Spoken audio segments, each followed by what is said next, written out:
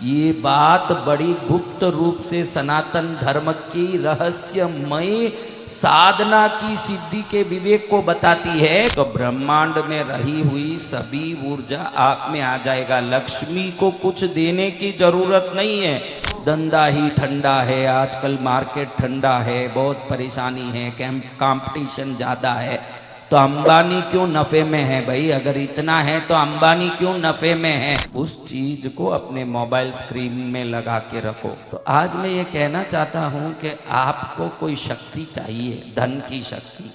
कि एकलव्य ने सोचा कि गुरु महाराज मना कर रहे हैं विद्या सिखाने से, और विद्या सीखने से आती है, तो मैं क्या करूं प्रभु?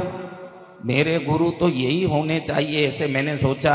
और जब ये नहीं है तो और के पास क्यों जाऊं? द्रोणाचार्य की एक मूर्ति बना दी। क्या बना दिया? आप बोलो, मूर्ति में कोई सिखाने की शक्ति होगी? नहीं। अब ये मूर्ति को सामने रख के मन में सोचे कि गुरुदेव ही सिखा रहे हैं मुझे और मैं सीख लूंगा।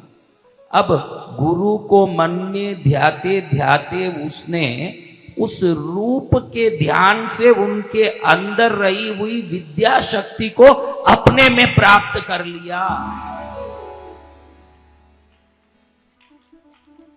अब इतना बड़ा धनुर्धारी हो गया एकलव्य। जंगल में जाने वाले अर्जुन जी देख के आश्चर्य करते हैं, ये तो मेरा भी गुरु दिख रहा है। इसके अगर रह के विद्या का अनुसंधान करने से निश्चित मेरा इधर असफलता दिख के आएगा।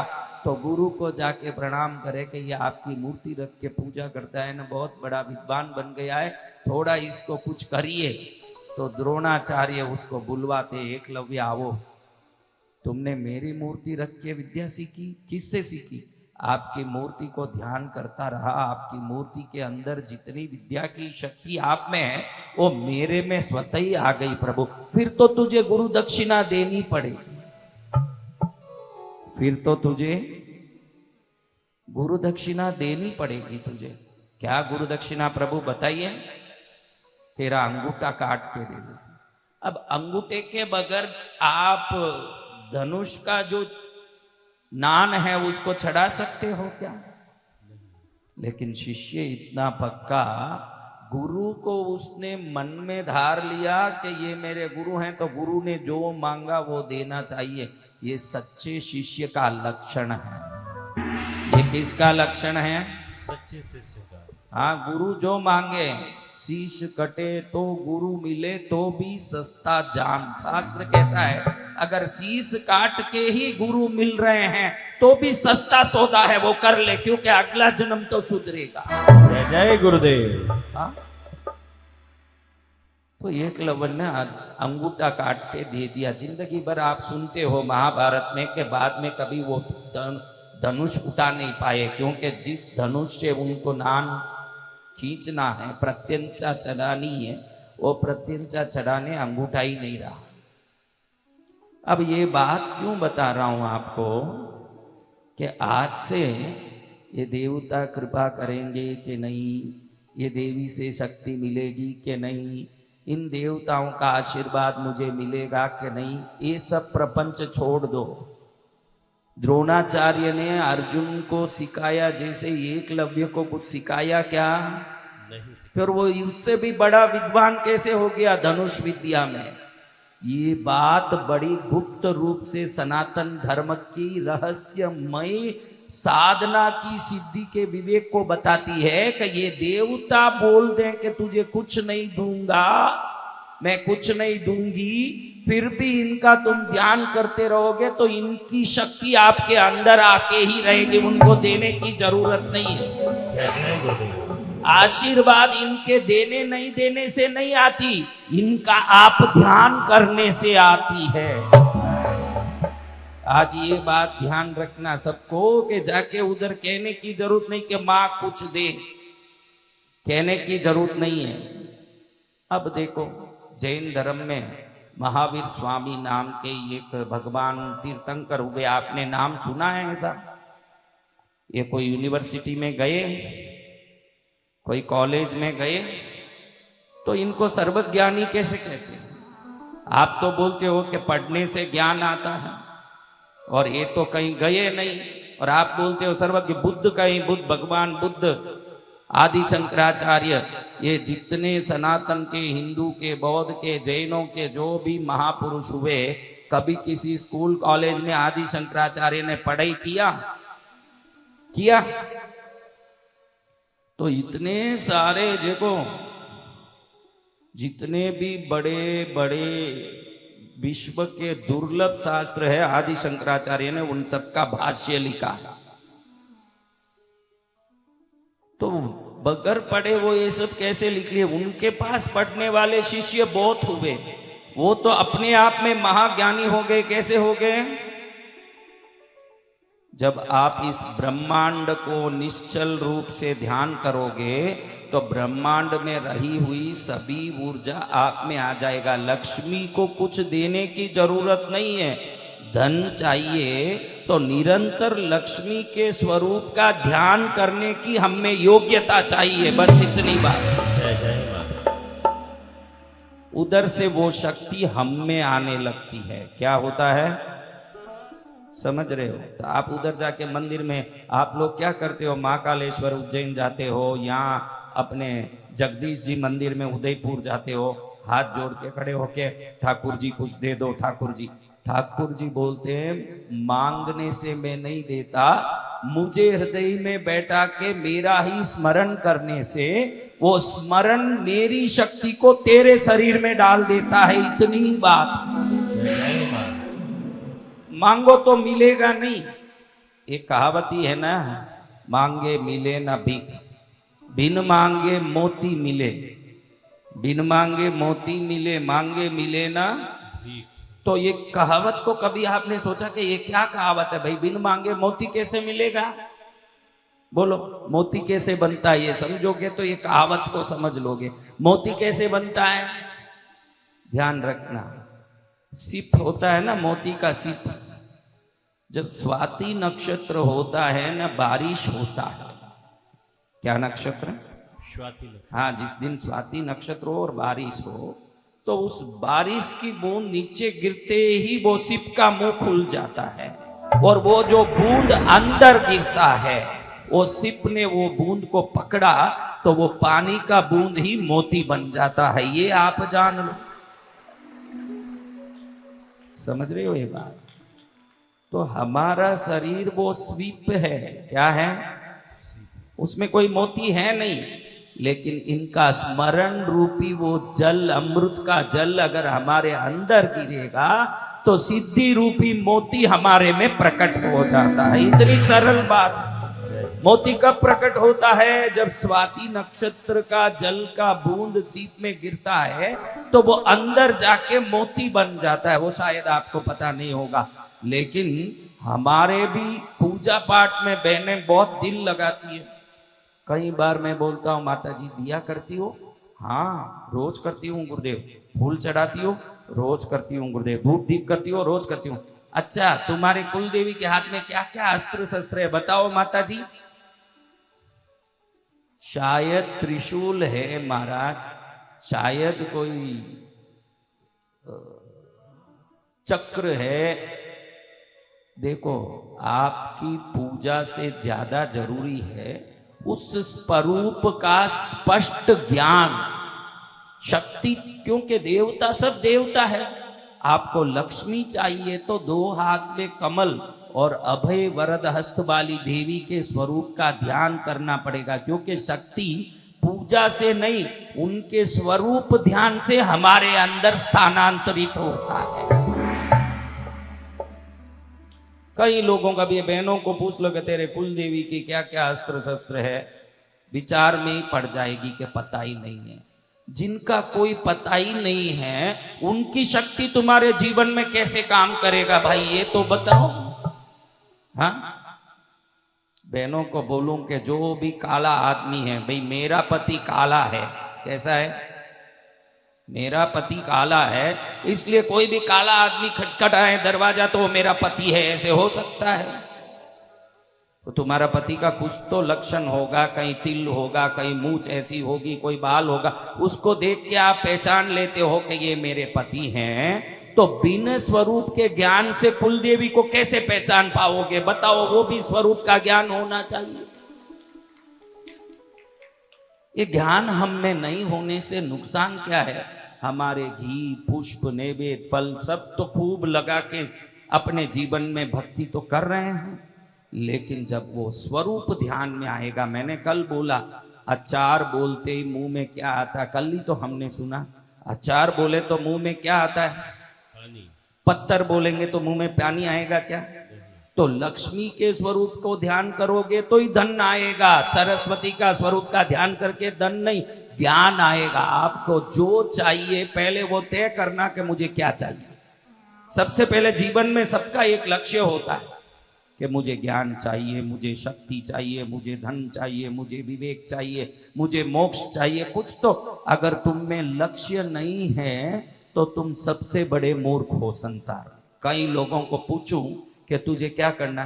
खूब धन चाहिए महाराज, खूब सब चाहिए, बहुत बड़ा आदमी बनना। उसके लिए क्या करना? सोच रहा हूं महाराज, उसके लिए क्या करना?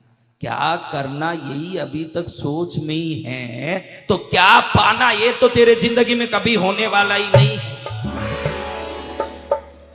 पहले लक्ष्य निर्धारित कर दो जीवन में कि मुझे ये तो चाहिए, ये पाने के बाद अगली बात सोचूंगा, ये तो मुझे चाहिए। कितने लोगों का लक्ष्य निर्धारित हो गया? हाथ ऊंचा करो। 2 लोगों का लक्ष्य निर्धारित हो गया। उनको भी पूछूंगा कि क्या लक्ष्य, फिर पता चलेगा कि लक्ष्य भी उनके हिसाब से सही है, मेरे हिसाब से वो स्पष्ट है या नहीं। क्योंकि संतों को ज्यादा मालूम है कि संसारियों की लक्ष्य को जिसको सोच के वो मानते हैं वो सच में लक्ष्य है या नहीं। हाँ, आप सब देखो, आप में कितने लोगों को कुलदेवी माता के हाथ, अस्त्र शस्त्र, स्वरूप, उसका रूप, उसके वाहन, उसका परिवार, उसके सब व्यवस्थाएं, सब पूरा ध्यान है। वो सब हाथ ऊंचा करो। तो पहले हम अगर देव उपासना करते हैं तो हमारे लक्ष्यों को कौन से देवता सहयोग कर सकते हैं, ये ध्यान रखना। आज सुबह एक पेपर वाला भाई आया था मेरे पास, जो दैनिक पेपर चलाते हैं। वो बोला, गुरुदेव मैं सोमवार को शिव जी का मंदिर जाता हूँ, मंगलवार को हनुमान जी का मंदिर जाता हूँ, बुधवार को गणपति का मंदिर जाता हूँ, गुरुवार को नारायण के मंदिर जाता हूँ, शुक्रवार को देवी के मंदिर जाता हूँ। ऐसे वो बोला क्या? हाँ, 7 दिन 7 देवों के मंदिर में जाता हूँ। मैंने उनको तो कुछ नहीं बोला, लेकिन मन में सोचा कि 7 जगह खड्डा खोदता रहेगा तो किस में पानी आएगा? हाँ, मैंने इसको कहा, ये बच्चा मुझे पूछा कि प्रभु घर में बोरिंग करना है, कहाँ करूं बताओ ना, आप बताएंगे वहां कर दूंगा। मैंने कहा यहाँ कर ले। कितना करूं प्रभु? 500 फुट कर ले बेटा। ठीक है प्रभु, कर दूंगा। 5-6 साल बाद उस तरफ जाने का मौका पड़ा। बेटा बोरिंग किया, पानी आया? बोरिंग तो किया प्रभु, लेकिन पानी तो नहीं आया। अरे वसंत विजयानंद गिरी ने बोला वो निष्फल हुआ, ऐसा कदापि नहीं हो सकता, क्योंकि देवता मेरी बात पर कृपा करते हैं। जय जय मां। कभी नहीं हो सकता। फिर पानी नहीं आया कैसे होगा? तूने क्या किया?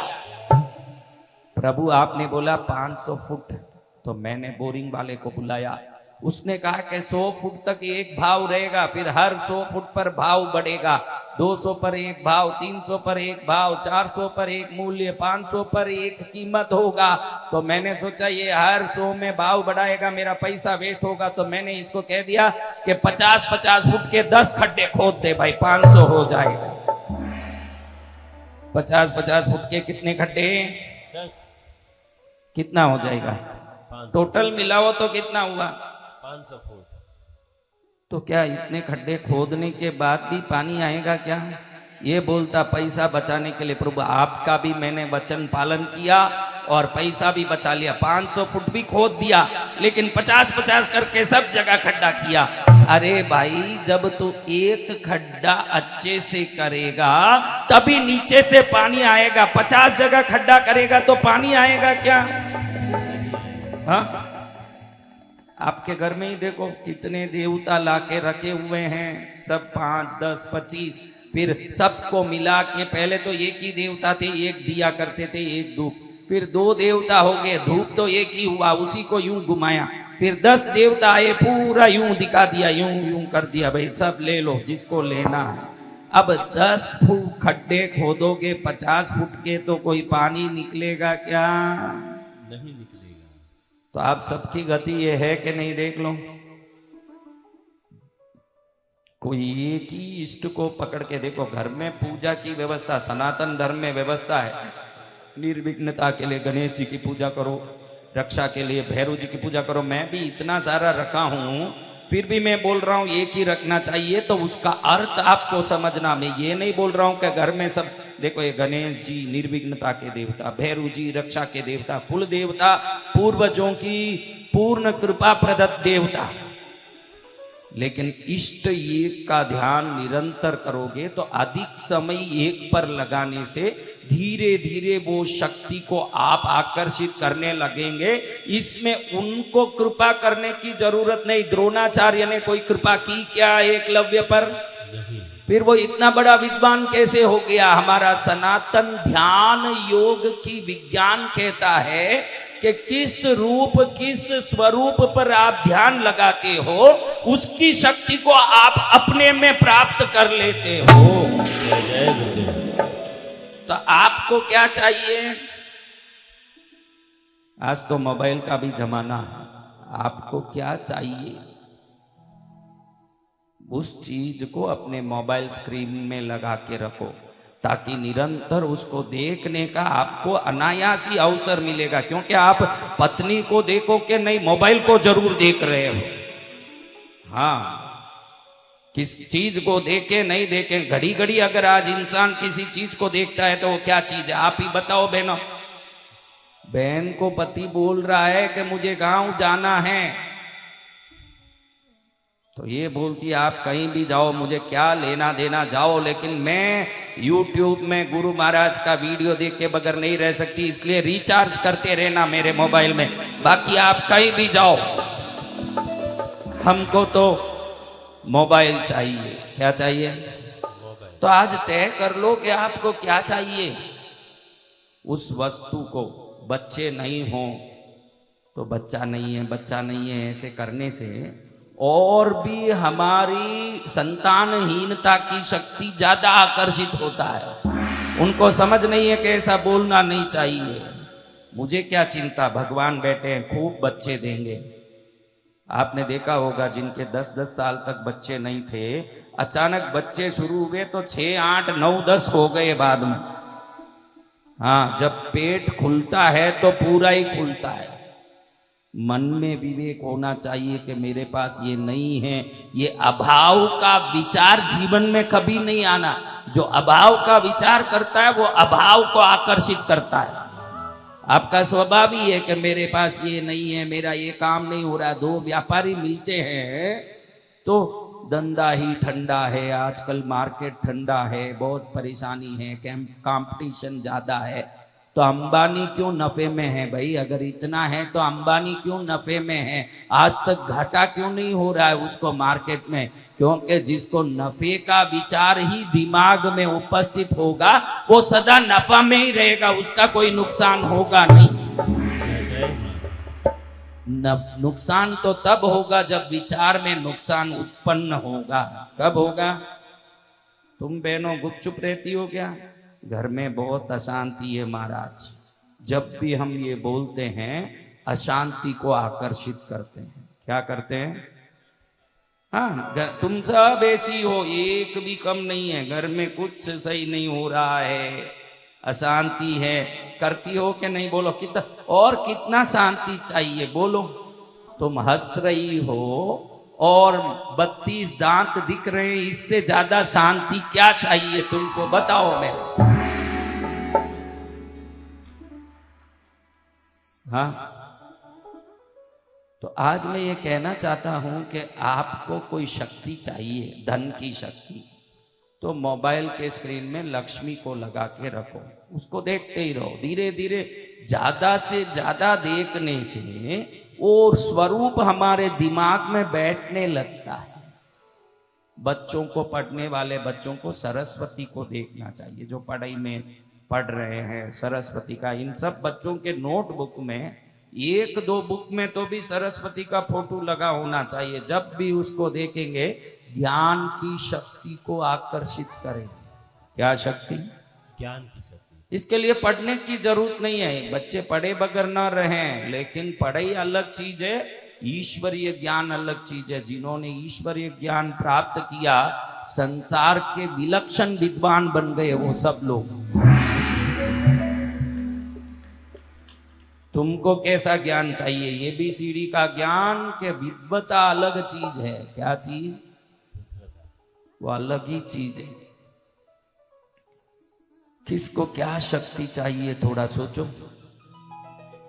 अगर लक्ष्मी का भी नहीं तो धन का, नोटों की गड्डियों का फोटो अपने स्क्रीन में डाल के रखो। जब नोटों की गड्डियों को ही देखते रहोगे तो उन गड्डियों को आकर्षित करने की क्षमता आप प्राप्त करोगे। आप ध्यान रखो, आप जिस वस्तु को देखते हो उसको निकट लाते हो अपने जीवन में। आज आप मात्र दुख, परेशानी, संकट इसी को निकट ला रहे हो। क्या निकट आ रहा है आपके? सब सोचे कि महाराज जी 1 मिनट मुझे दे दें तो मैं अपनी कथा सुना दूं। इसीलिए मैं 1 मिनट भी किसी को नहीं देता, क्योंकि वो सुनाएंगे ना वो कथा, उससे उनकी वेदना और बढ़ेगी, क्योंकि वो वेदना की ही कथा सुनाएंगे। कोई खुशी की कथा सुनाते हो तो मैं 1 घंटा उनको अभी दूं। क्या कथा? खुशी की कथा है। हाँ, अपनी खुशी की कथा। क्योंकि जब भी खुशी को अपने जीवन में महसूस करते हो, खुशी को बढ़ाने की आप अपने जीवन में क्षमता प्राप्त करते हो। जो आप सोचोगे वो ही बढ़ेगा जीवन में। आप क्या सोचते हो बोलो?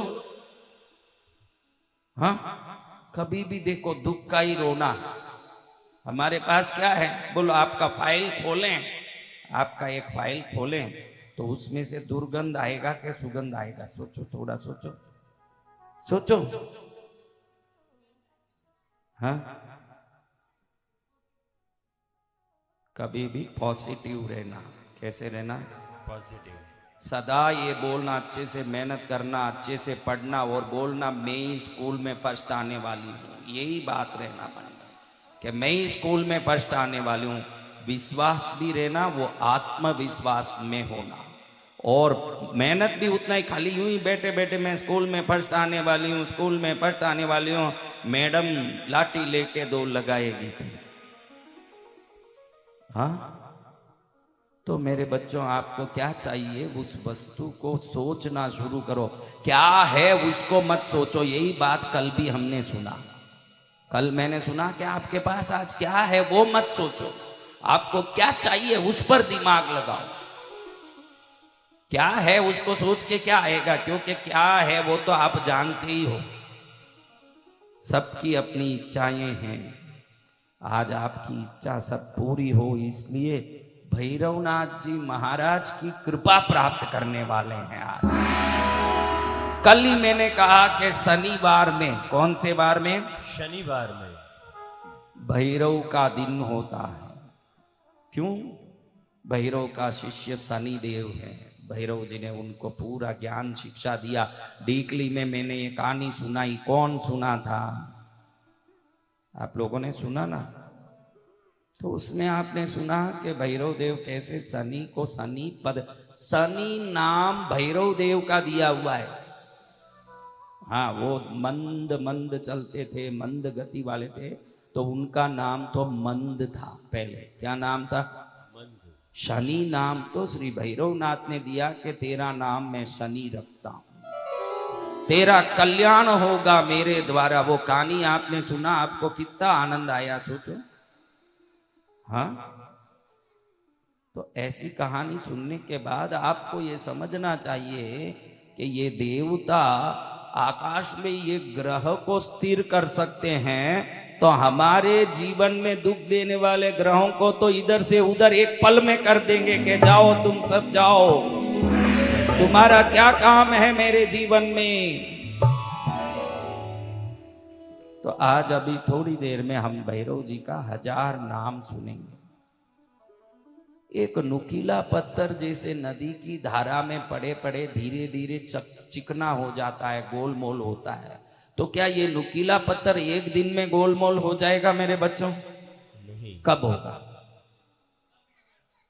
एक दिन में होगा नहीं। तो क्या हुए बगैर रहेगा? होगा। तो अपने जीवन के भी दुख जाएंगे, आज नहीं तो कल, क्योंकि ये भक्ति की धारा जब बहती है, नदी की धारा से भी नुकीले पत्थर चिकने हो जाते हैं, तो भक्ति की धारा से पापमय जीवन भी पुण्यमय बन जाता है महाराज। जय जय गुरुदेव। ऐसे बन जाता है। पुण्य। हाँ, तो हमको पुण्यमय जीवन पाना, तो भैरव जी को, उनके नाम को आज स्मरण करेंगे, क्योंकि आज का दिन ही मुझे लगा कि एक विशेष दिन है। महीने का प्रारंभ हुआ है, शुक्ल पक्ष। इस शुक्ल पक्ष के प्रथम दिन में जो हम करते हैं, जैसे चांद बढ़ता जाता है वैसे धीरे धीरे ये कर्म का पुण्य भी निरंतर बढ़ता जाता है, हमारा पुण्य बढ़ता जाता है। तो आज देखो ये भाई हमारे स्नेहल भाई चेलावत जी इमरती लेके आ गए कि आप कल 1000 नाम का बोला, तो इमरती चढ़ाते हुए बोलिए। मैंने कहा बहुत अच्छा भैरू जी, खाने वाले आप हो, दिलाने वाले ये हैं, बीच में ब्रोकर कमीशन तो मिल ही जाएगा, वो कहाँ जाएगा। हाँ, एक दलाल घर दिलाता है भाई, एक दलाल घर दिलाता है, तो जो घर में गया उसको भी फायदा, उसको घर मिल गया। जो घर बेचा उसको भी फायदा, उसको नोट मिल गया। ब्रोकर को फायदा के कमीशन मिल गया, उसको वो फायदा तो होता है। संतों को, समाज को, देखो मेरे को आप ये सोचो कि क्या बोल रहे हैं महाराज, तो मैं कभी आपको उपदेश दे रहा हूं ये भाव से आज तक बोलता नहीं हूं। मुझे पूछो कि गुरु महाराज आप क्यों बोलते हो, मैं मन में सोचता हूं कि मेरी भक्ति के सिद्धांत को प्रखर करने के लिए और एक बार अभ्यास करने का अवसर मिलता है जब मैं एक बार आपके सामने बोलता हूं। मुझे मेरे ज्ञान को पुनः प्रखर करने का अवसर मिलता है। ध्यान रखना, जेब में 100 रुपए का नोट है और 20 किसी को दे दिया तो 100 रहेगा? क्या होगा? गले में चेन 2 था, एक खोल के दे दिया, 2 रहेगा? नहीं। कितना रहेगा? 1। संसार में कोई भी वस्तु देने के बाद घटता है, और ज्ञान किसी को देने के बाद अपना स्मरण शक्ति और बढ़ने के कारण ज्ञान की शक्ति और बढ़ जाती है। ये एक ही देने से बढ़ता है। तो मैं तो कभी बैठ के भाई इन सबको ज्ञान दे रहा हूं, अरे मैं कौन होता हूं ज्ञान देने वाले, महाराज वहां बैठे हैं। हम तो इनसे जो पाया आपको एक बार सुनाते हैं, तो हमारे मन में उस सिद्धांत के प्रति श्रद्धा और तीक्ष्णता और तगड़ी हो जाती है। ये फायदा ही मुझे होता है। जय गुरुदेव। मुझे फायदा होता है आपको सुनाने से, नुकसान नहीं है। क्योंकि आपको जितनी बार सुनाऊंगा, उस वस्तु को जितनी बार रटेंगे उतनी यादाश्ती बढ़ेगी कि नहीं उस चीज की, तो मेरी भी बढ़ती होगी। तो आप सब मेरे लिए उपकारी हो सब।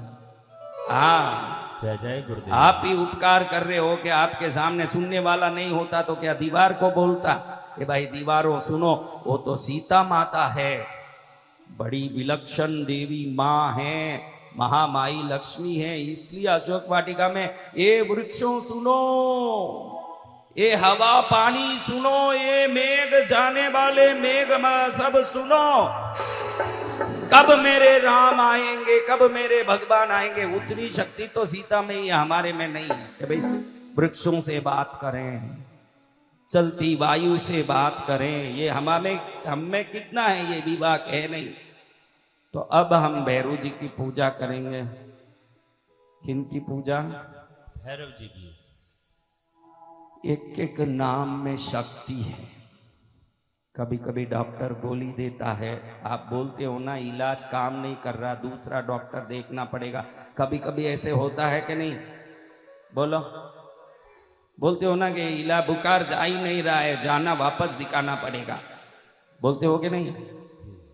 तो कभी गोली फेल हो सकती है, कभी स्वेटर पहनने के बाद भी ठंड लग सकती है, कभी भोजन करने के बाद भी भूख लग सकती है, लेकिन भक्ति करने के बाद कृपा नहीं हुई, ये कभी नहीं हो सकता, असंभव।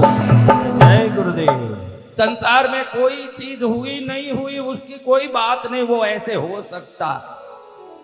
आजकल तो क्या क्या नहीं हो जावे, देखो दूध में चूना मिला के बेच रहे, काली मिर्च में पपैये के बीज मिला के बेच रहे हैं, चावल भी प्लास्टिक के बन रहे हैं। हे प्रभु, सब झूठा हो गया, तू एक ही सच्चा है, इसलिए तेरे दरबार में शांति मिलती है। जय मां। ये संसार दुखी कर सकता है, प्रभु की कृपा हो गई तो कल्याण। तो अब मैं 2 मिनट भैरव जी की खाली पूजा करके उनसे मंत्र पाठ करने की आज्ञा लेके आता हूं। जब तक ये मेरे बच्चों का जो संगीत है वो भी कम नहीं है। ये सब देवलोक में गंधर्व किन्नर रहे हुए लोग, गंधर्व देवता अब धरती में आके संगीत बजा रहे हैं, इसलिए एक भजन उनका सुनिए जब तक मैं वो पूजा करके आ जाता हूं। क्योंकि किसी की भी नाम लेने के पहले उनको प्रसन्न करना जरूरी है। आप भी बोलो, आपके घर में एक आदमी आता है, हाथ में टोकरा है, टोकरे में फल मिठाई सब लाया है। क्या लाया? और एक आदमी आ रहा है, आपको बोल रहा है तू इंद्र है, तू चंद्र है, तू बड़ा है, तू अच्छा है, ये सब बोल रहा है, खाली हाथ आया है। अब आप किस पर ज्यादा खुश होंगे? बोलो महाराज। हाँ, है पागल। इसीलिए उदयपुर में आधे सब ढीले ही हैं। तारीफ से क्या मिलेगा मेरे बच्चे? मिलेगा तो माल से है, जो मिलेगा माल पेट में जाएगा तो मजा जीवन में आएगा मेरे बच्चे। आप ही बोलो, आप वस्तु से प्रसन्न होंगे कि प्रशंसा से प्रसन्न होंगे? बोलो आप। कोई आके आपको एक सोने की चैन पहनाए और एक फोकट में आपको बोले कि तू इंद्र है, तू चंद्र है, आप किससे प्रसन्न होंगे? तो अभी मैं भी 1000 नाम लेके भैरव जी को बोलूं कि इंद्र हो, चंद्र हो, भैरव जी बोले पहले क्या चढ़ाएगा ये बता, बाद में बाकी बात कर, तू बाकी बातें बाद में कर, मेरे को तू क्या दे रहा है ये बात समझा पहले। इसलिए देवताओं की पूजा खाली हाथ नहीं करना। हमारे में तो ऐसे नियम है, देखो तुम लोग संतों के सामने खाली आ जाते हो और मैं भी कुछ लेता नहीं हूं, ठीक है, लेकिन शास्त्र कहता है कि गरीब से गरीब को भी गुरु चरण में जाएं, एक लवंग लेके जाना चाहिए। क्या लेके जाना? हाँ, एक लवंग ले जाके चरण में रख देना, क्योंकि मेरे से आपने कुछ सुना, वो आपके जीवन को परिवर्तित करके बहुत फायदा करने वाला है। तो उस फायदे का कर्ज नहीं चुकाओगे तो आगे गाय बन के मेरे यहीं खड़े होके घास खा के दूध देना पड़ेगा, क्योंकि आपने फोगट में ज्ञान लिया है और फोगट में जो लिया उसका चुकाओगे नहीं तब जन्म का चक्कर चुकेगा क्या? इसलिए शास्त्र कहता है कि रोगियों के पास खाली हाथ नहीं जाना। किसके पास? हॉस्पिटल में किसी को मिलने जाते हैं ना, कैसे हैं भाई, कैसे हो, कैसे हो, वो मन में सोचता मैं पहले ही परेशान दुखी हूँ बीमार से, ये भी आ गया, ये नहीं आता तो बहुत अच्छा होता। वो मन में सोचता कैसे हो, कैसे हो, सब अच्छा ही है, तू नहीं आवे तो और अच्छा है। अगर वही ये आदमी जो देखने गया हाथ में एक हॉर्लिक्स का बोतल लेके चले जाए, फिर उसको पूछे कैसे हो, कैसे हो, मन में सोचे हॉर्लिक्स आया, थोड़ा पीऊंगा, थोड़ा शरीर बलवान होगा, सब अच्छा है भाई, लाओ बोतल लाओ, मेरे को बोतल लाओ। तो रोगी के पास कभी खाली हाथ नहीं जाना। कहाँ खाली हाथ नहीं जाना? वो पहले ही दुखी बीमार, उसको जाके तुम पूछने से क्या, उसका 2 डिग्री बुखार तुम ले सकोगे क्या? 2 डिग्री, 1 डिग्री, आधा डिग्री तो कुछ नहीं ला सकते, तो उसको परेशान करने क्यों जाना? रोगी के पास जाएं, थोड़ा मौसम्बी नारंगी कुछ थैली लेके जाएं, उसको देख के उसका दिल ठंडा हो। मरते दम तक इंसान को कुछ न कुछ वस्तु की अपेक्षा रहती है। मरते मरते बुढ़ा ऐसे तड़क रहा, बेटे देख रहे हैं कि पिताजी कहाँ देख रहे हैं, पिताजी न मम्मी की ओर देख रहे हैं, क्योंकि बुढ़ा मरने जा रहा, एकदम पलंग में पड़ा है, पत्नी इधर खड़ी है, दो बच्चे उधर खड़े, दो बच्चियां इधर खड़ी है, ससुराल से आई है, बेटियां रो रही है कि पिताजी चले जाएंगे, बेटे इधर देख रहे हैं, पत्नी इधर देख रही है। बुढ़े का नजर ना पत्नी की तरफ, पत्नी इधर ही खड़ी है, देख सकता है ना कि जिंदगी भर रोटी डाली, मेरा ध्यान दी, उधर भी नजर नहीं जा। बेटे जिन्होंने हाथ पकड़ा, कंधा पकड़ा, उधर भी नजर नहीं। बेटियां जिस पर जीव था, उधर भी नजर नहीं। बुढ़ा कहीं और ही देख रहा है। ये सब मिलके भाई कहाँ देख रहे, पिताजी देखो, राम राम बोलो, पिताजी राम राम बोलो, जाने का टाइम आया, राम राम बोलो। पिताजी जाने के पहले मुंह खोल के बोले कि तिजोरी की चाबी कहाँ रखा रे नालायक, ध्यान रखो, तुम लोग कहीं घुमा दोगे, तुम में बुद्धि नहीं है। कहाँ गया दिमाग? पत्नी में गया, बच्चों में गया, बच्ची में गया। हाँ, अभी देखो ये गोद में बेटे को लेके कैसे खेल रहा है, हाँ कैसे खेल रहा है। अभी इसको मालूम पड़े कि कार की चाबी नहीं दिख रही है, तुरंत उसको साइड में पटक के चाबी ढूंढने जाएगा कि नहीं, देखो हाँ, बस वो पड़ा रहेगा, पूछेगा बच्चे को क्यों छोड़ दिया। महाराज बच्चे तो 10-10 महीने में पैदा होते रहेंगे, गाड़ी लेना बहुत मुश्किल का काम है। बच्चे तो 10-10 महीने में पैदा होते रहते हैं, उनकी कौन सी बड़ी बात है। हाँ, तो महाराज भगवान के पास भी खाली हाथ नहीं जाना। मंदिर में जाओ कभी खाली हाथ, किसी भी मंदिर में जाओ ही मत, मैं बोलता हूं जाओ मत, वो अच्छा, जाओ तो खाली हाथ मत जाओ। तुम सब खाली हाथ जाने वाले ही हो, जितने हो सब खाली हाथ। जगदीश जी मंदिर में गए, हाथ जोड़ के, ये जगन्नाथ, आप वैकुंठ के नाथ, आप लक्ष्मी नारायण, हे प्रभु हमको अरबोपति बना दो, हमको खरबोपति बना दो। वो बोले पहले चवन्नी तो डाल रहे हुंडी में नालायक, फिर बाकी बात बाद में करेंगे। चवन्नी का ठिकाना नहीं, तू मेरे पास सब अरबोपति खरबोपति बनने का चाबी मांगने आ गया, पहले कुछ तो डाल। तो खाली हाथ नहीं जाना मंदिर में। पुजारियों को भी 5-10 रुपए का दक्षिणा जरूर देना, कम से कम। पुजारी खुश होगा, क्योंकि कुछ तो उसका पुण्य है कि भगवान के चरण में सेवा कर रहे हैं। हम उस गबारे में जाके पूजा कर पाते हैं, बाहर से तो दर्शन कर पाते हैं, वो अंदर जाके प्रभु को स्पर्श कर रहा है, तो उसकी पुण्य की तुलना हम नहीं कर सकते, लेकिन वो पुण्यवान को कुछ दक्षिणा देके उस पुण्य का फायदा हम उठा सकते हैं। जय गुरुदेव। खाली हाथ नहीं जाना। पुजारी को 10 रुपया 20 रुपया, खुश, पुजारी खुश। आपको मालूम नहीं है कि सेवा करने वालों को दिए हुए दक्षिणा से उनकी की हुई सेवा का पुण्य हम में आ जाता है, ये फायदा है हमको। जय मां।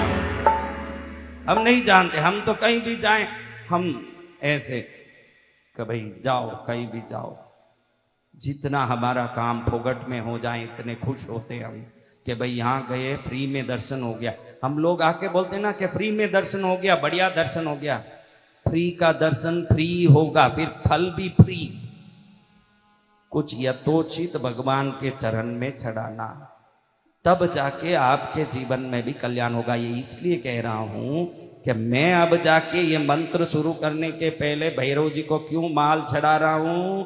इसने कहा कि माल जरूरी है, प्रशंसा जरूरी नहीं है। ये मंत्रों का नाम भैरव जी की प्रशंसा है, पूजा माल चढ़ाना। अब कौन सा जरूरी है? तो माल चढ़ा दिए, वो खाते बैठेंगे। इसलिए मैं मंत्र भी फोगट नहीं बोल रहा हूं, हर एक नाम बोलूंगा तो एक एक नाम में एक गुलाब का पुष्प चढ़ाया जाएगा और एक इमरती चढ़ाई जाएगी। ऐसे 1000 नाम में 1000 घी की इमरती चढ़ेगी, फिर आपको बांटी जाएगी वो प्रसाद। आप बोलो जय जय गुरुदेव। अब बहुत खुश हुए कि हमको माल मिलेगा। इतनी देर सुनाया कि माल देने जैसा है, लेने जैसा नहीं, फिर भी मन क्या कहता है, मुझे इमरती मिलेगी, मुझे इमरती मिलेगी। खुशी कब आ रही है? हैं? कुछ मिले तब खुशी आती है। बेटा तू जीवन में मेरी बात को याद रखना बच्चों, कुछ दे के खुश होना। इसमें खुश होना? हाँ, मेरी माँ, मेरी जो जन्मदात्री माँ है उसको प्रणाम करता हूँ, इस शरीर के माता को, जो थोड़े दिमाग से विक्षिप्त थी लेकिन इतनी दयालु थी कि हमारे, मैं भी माँ मेवाड़ का नहीं हूँ लेकिन मारवाड़ का तो मेरा ये शरीर है, तो हमारे मारवाड़ में 600-700 गिरोम का कमर में सोने का कंदोरा पहनते, तो ऐसी कंदोरा पहनी रहती और काम वाली आके बोलती माँ बहुत तकलीफ है कुछ करो मेरे लिए, तो वो 600 ग्राम का सोने का कंदोरा खोल के काम वाली को दे देती थी। ऐसी थी मेरी माँ। और मेरे पिताजी कहते थे कि ये बैठी रहती है 24 घंटा, इसको ऊपर बंदर को आके गेहूं न खा जाए ध्यान रखें, क्योंकि ऊपर हमारे उधर डागले में गेहूं सुखाते थे, तो ऊपर शाम को जाके देखे तो ये गेहूं का दाना भी नहीं ना, मेरी माँ बैठी रहती थी। मेरे पिताजी गर्म हो जाते, पूछते कि कहाँ गया पूरा गेहूं, तुमको किस लिए बैठा है यहाँ ध्यान देने, तो मेरी माँ बोलती बेचारे बंदर कितने मुश्किल से हाथ से लेके खाते हैं, उनका हाथ कितना छोटा है, इसलिए मैंने हाथ भर भर के उनको खिला के भेज दिया। ऐसे के बेटा या उनको गेहूं का ध्यान देने, वो क्या करके आ गई, तो उस माँ की पुण्य से मेरे घर में इतनी समृद्धि भरी। मैं उदाहरण हूं कि जब देते हो तो आपके जीवन में बरकत होता है न, सब कुछ बढ़ता है, उसका मैं ही उदाहरण हूं कि मेरे घर में मेरे पिताजी डांटते लेकिन मेरी माँ देती रहती, तो मेरे घर में एक 20 फुट बाई 80 फुट का एक गडाउन रहता, वो पूरा गडाउन शक्कर के जो खाली बोरे होते हैं ना 100 किलो के होते पहले, आजकल 25-50 किलो के बोरे हो गए, पुराने जमाने में 100 किलो का शक्कर का खाली बोरा भर भर के ऐसे पूरा गडाउन भर के पैसा होता था मेरे घर में, इतना पैसा होता था। ये देने का प्रभाव है। क्या प्रभाव है? देने का है।